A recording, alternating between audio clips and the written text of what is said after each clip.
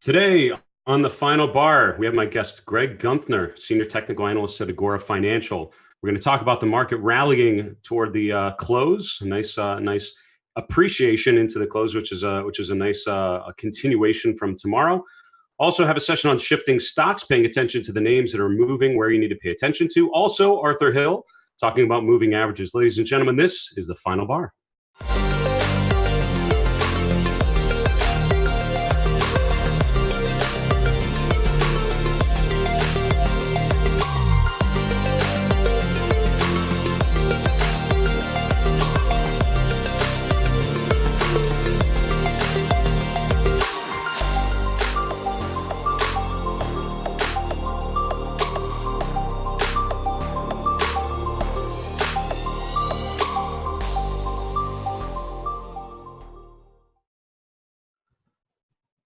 Hello, everyone. Good afternoon. Welcome to the final bar. Thanks so much for joining us today.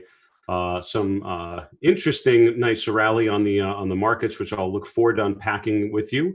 My name is Dave Keller. I'm the Chief Market Strategist here at StockCharts.com in Redmond, Washington. Really appreciate you joining us today and every day to sort of connect what we see with the long-term trends. Always the toughest challenge is to get out of the way of the short-term environment, focus on the long-term, make sure we have a proper awareness of the big picture and where things are coming from. That's really the game, I think, for a lot of us. I did want to point out before we go any further, I'll be presenting at the Las Vegas Traders Expo. That's coming up just in a couple weeks, November 7th through 9th. It's going to be in Las Vegas. You are welcome to join us there. Look forward to seeing you. I'll be presenting Friday evening a session called the 5 modes of mindful traders, where we'll talk about some of the behavioral biases that get in our ways a lot of times and how to try to minimize those by using a 5-step process that I've sort of laid out. So if you're interested in that, if you can make it to Las Vegas, look forward to meeting there. And please make sure you make a point to come up and say hello after. You can register at stockcharts.lasvegastradersexpo.com. You can find more information there also about the streaming options, because I know for some of you, if you can't get to Vegas for that event, plenty that you can do from your home for sure. So let's look at the markets. Let's look at what's happened here. An interesting couple days. We sort of have just updating the chart through the close. Has sort of like a mixed day. At the end, we sort of closed right in the midpoint of the high-low range. But as I was prepping for the show for the last 30, 40 minutes, you could see the closing bar just kind of drifting up and up and up. That's why we call the show the final bar, because it's all about the current bar. It's all about the most recent price action. And then for me, it's all about looking to the left and seeing where we're at relative to where we've been. And that's so key. So, again, the big picture that we've been talking about for the last couple of weeks here is this appreciation into the supply area, into this congestion range, this area of resistance where sellers have come into the market, where buyers have been exhausted, where for whatever reason there's been this resistance, been a pullback. So seeing how we trade around this key sort of range, this 3010 to 3030 ish range, lines up to the July and September peaks. Pretty interesting. Just looking at today's action, just updating it through the close. You can see what I was saying about overall. We've talked about the last 30 to 60 minutes and what's happened. The last couple of days, we've sort of rallied into the close. Sort of what happened here, right? The last 2 hours were stronger. And again, that last hour usually indicates what institutions are doing. That's where there'll be a big influx of buying or selling as they try to close out positions for the day and hope to not shock the market too much with a ton of volume. So certainly seems like there's more accumulation to distribution over the last couple of days, with bigger firms buying into the close as far as we could assume from there. I did want to spend a little time just talking about breadth before we get a little further in the show, because we've talked about some of the market breadth challenges, and yesterday Ari Wald from Oppenheimer, we were talking a little bit about small caps and sort of the breadth picture. He was looking at the value line geometric index as a way of measuring overall breadth, and he's definitely more of a constructive view on things. For me, I think what concerns me are some of the breadth measures that show less momentum every time the market's going higher. So here's again a daily chart of the S&P. This is the percent of the S&P above the 200-day moving average, the percent of the S&P above the 50-day moving average. And I've just highlighted, the pushes that we've had higher as the market's gone higher off of the December low from last year. Every sort of big push higher you can see has coincided with lower breadth readings from this specific measure. This is the percent of S&P stocks above their 50-day moving average. So it's definitely more shorter term.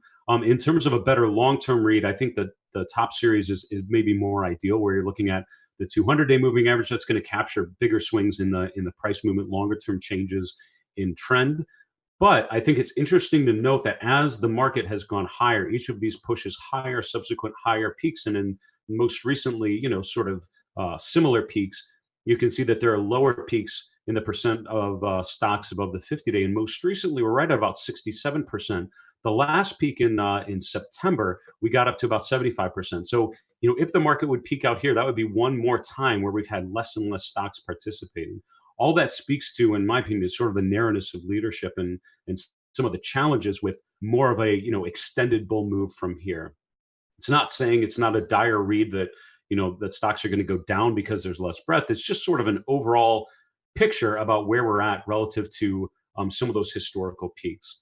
I wanted to show you two other ratios that we've looked at regularly just to sort of review where they're at. This is the ratio of consumer discretionary to consumer staples. We refer to this often. I love this as a way to look at offense versus defense in consumer. It's a pretty simplistic way of looking at some of those relative movements. And you can see that, it's sort of threatened to break above this trend line coming down from the 2019 peaks, and it rolled right back over. So not yet indicating sort of that all clear that people are putting more of an offensive bet on. And again, this would speak more to institutions really reallocating from one to the other. So here we have the peak in September, a little lower peak earlier last week or earlier in October. And so we'd really need to get above that September peak, I think, which would also take us above this trend line to illustrate some sort of a reversal in that offense versus defensive measure. But it has not happened yet. It's sort of in the sideways neutral mode, as it's really gone nowhere in the last 4 months or so. Semiconductor relative performance is something we've talked about quite a lot. And again, it is not a perfect indicator, and sadly none of them are, but what it does do is it's a great indication about a traditional offensive bet. This is the juice that a lot of people would bet on. So in a continuation of a bull market and a strong uptrend, you will find more often than not semiconductors tend to do pretty good on a relative basis. In more corrective patterns, in more weaker markets, semiconductors tend to underperform. So it maps pretty well what the market's doing. What you want to do here is see if the S&P is going higher and if there's a lack of confirmation from semiconductors, right? Meaning that there's market movement, but people are not putting their bets necessarily on where they've traditionally put them for offense to capture some of that upside. We had this breakout a couple weeks ago, since then reversed right back down just today, kind of whipping around again here. And what's interesting about semiconductors, to be honest, depending on how you measure it, this is the SMH, which is one of the ETFs. There are a number of ETFs and indexes that track semiconductors. They're all weighted a little differently. So depending on which one you use, this actually might not have broken out yet, or as the SMH has already broken above this resistance. So it's sort of in that weird mode where, depending on which names you're looking at, things could look stronger or weaker. It's really just depends on how you try to slice it. It is worth noting, thinking about semiconductors. When I look at the scooter rankings, this is on the member dashboard page. And if you're not using this part of it, I think you're missing a really good capability of StockCharts. On the left side here, I have the top 10 scooter ranked stocks. So which are the strongest trends in the US equity market, large cap only. And KLAC, which is one of the semiconductors, has consistently been one of the top 5 names. It's pulled back a little bit, but a nice breakout today. You can see, if stocks like this are breaking to new highs, breaking to new relative highs, at least one semiconductor name is looking fairly decent on there. That's worth paying attention to. But the problem is, as a group, there's a little bit of dispersion there, right? So some breaking to new highs and others not.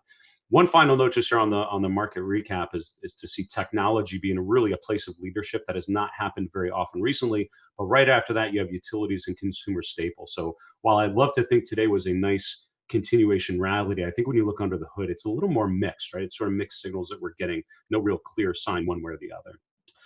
So that was a quick market recap. Our next session is going to be talking technically.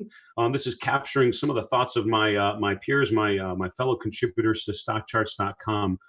We're going to hear a quick conversation with Arthur Hill. He's a longtime StockCharts contributor. I know many of you know his work very, very well. He talks a little bit about moving averages and how it fits into his process, particularly how he uses the moving averages. So let's hear from Arthur Hill, and I'll come back to sort of recap how I would think of his take. So here's Arthur Hill on moving averages.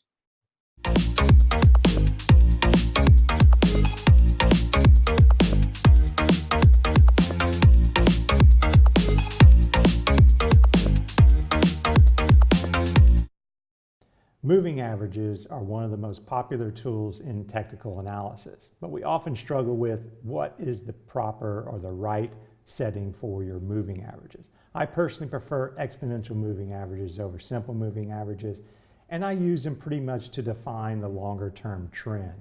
So if you see on this chart, when it comes to the S&P 500 or SPY, I like to use the classical 50-day EMA and 200-day EMA. And when that 50-day EMA is above the 200-day, we're in an uptrend, and that's pretty much all I need to know from these moving averages. Now, sometimes we do get support from the 200-day EMA, but I think that's really particular to the S&P 500 because so many people are watching that 200-day SMA or EMA that when we get down towards that level, the buyers become active and it tends to act as support. Now, I'm not interested in whether the moving averages are converging or diverging. I just want the 50-day to be above the 200-day. And in the bottom window, you have a really easy way to plot that difference using the PPO. That's the PPO 50, 200, 0. And it plots the difference in those moving averages as a histogram. Now, sometimes on stocks, if they're in a strong uptrend, I'll use like a 25-day EMA and a 125-day EMA. And you can see here for Fiserv, you know, it's been in a long uptrend for over a year there. It's maybe overbought, but it's clearly not bearish or clearly not in a downtrend. And you can see below also is the PPO that is reflecting what is happening with those moving averages. So those are my two preferred settings. And again, I only use moving averages to define the trend. I really don't use them to look for reversals.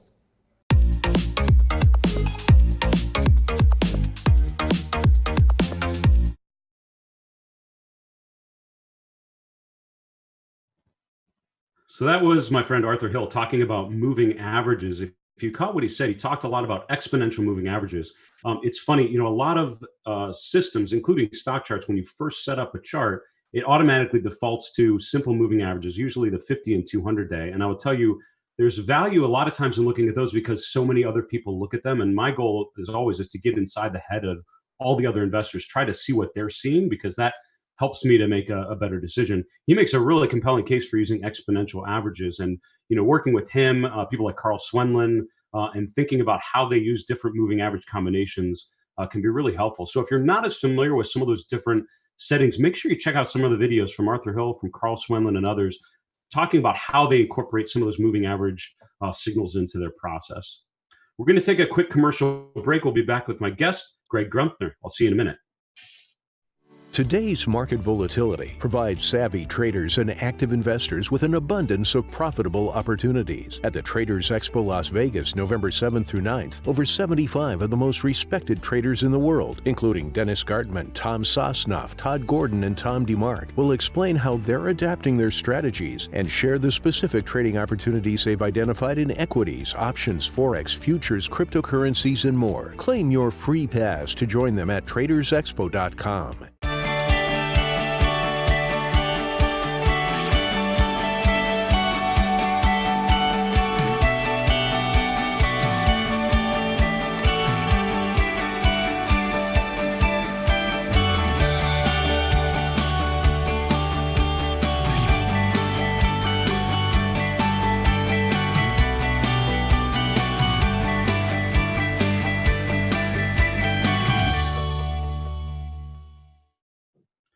Ladies and gentlemen, welcome back to the Final Bar. This is your host, Dave Keller, here at StockCharts.com. I want to welcome on my guest, Greg Guenthner. Greg is a senior technical analyst at Agora Financial in the Baltimore area. Greg, pleasure to have you on, my friend. Thank you.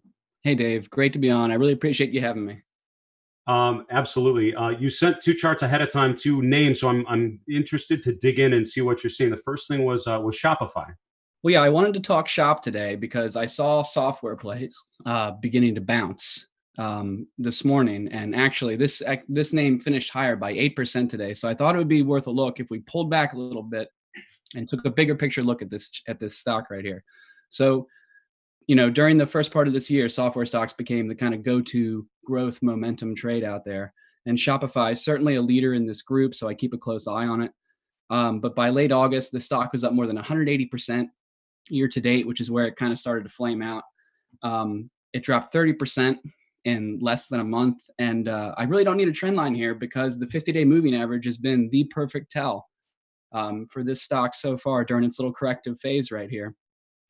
If you got shaken out right there in mid-September, and maybe you anxiously bought back on the bullish engulfing candle later that month, you got the rejection perfectly at the 50-day right there in mid-October, which brings us right back down to the September lows right now and today's big bounce. So, nice bounce today, but one day does not a trend make. And we haven't seen a lot of follow through in some of these one-day rallies lately in this market.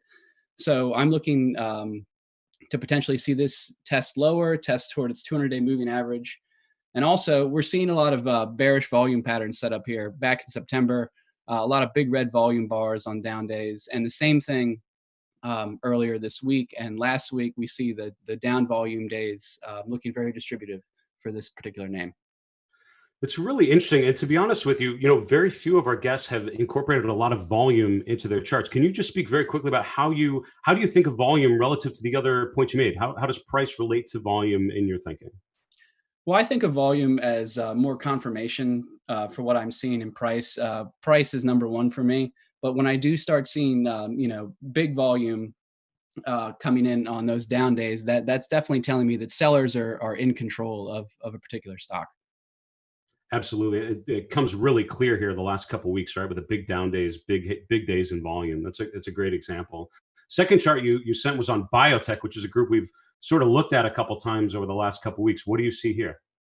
Well, Biotech has had a difficult few years right now. And what I'm seeing here is the iShares NASDAQ Biotech ETF has been stuck in a pretty well-defined downtrend for the past 12 months or so. Then earlier this week, we had the big Biogen news pop. Biogen's a top 10 holding of IBB. So that's partly responsible for this week's big rally here. But we did get a little tease above the top of that downtrend right there. And the way I'm viewing this is I feel like IBB might finally be approaching some sort of resolution here. I highlighted that $100 mark right there, which I think is important. If we go back to 2016, it acted as resistance, and then in that very sloppy breakout to that kind of more like a sideways uptrend almost in 2017, it acted as support. We got a lot of touches on it. We did see 100 broken pretty badly by the Q4 meltdown last year, but in a couple of weeks, buyers sent it right back above it. So I think what we have here is we have to keep an open mind. I'm interested in where this weekly candle resolves because something has to give with this. I think we're either going to see that downtrend resolve to the upside and this try to make a meaningful move toward 110 or 115, or on the other hand, maybe we're witnessing a giant topping pattern, a multi-year topping pattern in this, and we'll see a cleaner break of a cleaner, meaningful break of the 100 level and possibly a bigger move lower. It's such a great example. It reminds me, a couple of weeks ago, we spent some time with Ralph Acampora at his farm outside of Minnesota. He has a huge wall of the Dow painted on a barn. And we were looking at the charts. And then we took a couple steps back and sort of got the whole big picture. And then some other patterns started to emerge. And I hear what you're saying. If you kind of take a couple steps back from your computer screen, it all of a sudden looks pretty distributive, right? With sort of a head and shoulders type kind of pattern. Yeah, it could very much be some sort of complex head and shoulders, some broad rounding top right there that's taken a couple years to resolve. It's true. So if we could, these are two really, really cool charts. Can we go back to the first one? When you're looking at Shopify, I'm always curious how people would sort of get out of a position. What would you see, or what would you, what pattern or what break would tell you that your thesis is wrong? So in this case, you're looking for a bit of a pullback back to the 200-day, 270-ish range. What would you see on the chart that would tell you, oh, that's not the right call? It's gonna go higher. Is there a certain level or a certain pattern, or what would you look for? Well, I think it depends on your time frame. I think we do have a nice Morningstar ish pattern developing here, which isn't shown on this chart with the daily candle that was completed today much higher. Mm-hmm. But I would like to see some follow through. Like I said, And with the 50-day going flat, I would like to see price at least move up into the 350s range before I even thought about trying to get on this one on the long side. And I think it comes back down to performance too for this individual name. This is a stock that was up almost 200% year to date. I think it's very tempting to see performance like that, and then after a big corrective move, try to jump on. And more often than not, it needs to blow off some more steam. Two fantastic charts, Greg. Really appreciate you coming on and sharing that. Real quickly, where can people find more about you and your work? I know you're active on social media. Twitter is my name if you're a good speller, at Greg Guenthner. You can find me there. I'll occasionally post a chart or two. Perfect. Greg, thanks so much for coming on. Good to talk to you, my friend. Yeah, thanks for having me. Ladies and gentlemen, that was Greg Guenthner from Agora Financial. Two really interesting charts. And what I love about it is how he sort of laid out specific lines in the sand, right? Specific levels at which he would consider a position, revisit a position. Too often we sort of go soft and fluffy with some of those levels. So I love that sort of discipline with how he was describing how to look at those charts. So well done there. This next segment we're going to do is called Shifting Stocks. What we like to do here is sort of focus specific on names. A lot of times I find people get so caught up in the top-down approach, looking at themes, looking at benchmarks, looking at US, non-US sort of, big picture things. And you forget that it's not just a stock market, it's a market of stocks, right? It's a market of individual names. So there's a lot of dispersion. At any point, there are charts that look really good. There are charts that look pretty bad, and there's a whole bunch of things in between. So, let's talk about some of the ways we can try to capture some of the movements that are out there. We added some capabilities on the dashboard, and one of the things I added recently was I have a chart list which has all the Dow industry groups, and I have that on my dashboard here. Just created a chart list, and then you're able to put a chart list specifically on your dashboard. So this is the one that I showed. It's a really good way to just focus quickly on which are up and down, which industries are sort of leading and lagging. What caught my eye today is financial administration, which is not a group I usually pay attention to, up over 3%. So on a day that was sort of choppy, a little up, you have a group that's up pretty significantly. So going to the industry summary page, you can get to that from the front page of StockCharts or from your dashboard as well. If we go down to financials, we're going to see the financial administration group right here. We can click on it and see which names are in there. Okay, that makes sense, right? So Square up 5.7%, almost 6% today. Interesting to see some movers here. We've talked a lot about the XLF and whether it's able to eclipse some of those significant resistance levels. A stock like Square is one piece, and there are a lot of bigger names that are going to drive that a lot. But boy, if charts like this can start looking more and more attractive, I think that would be of interest.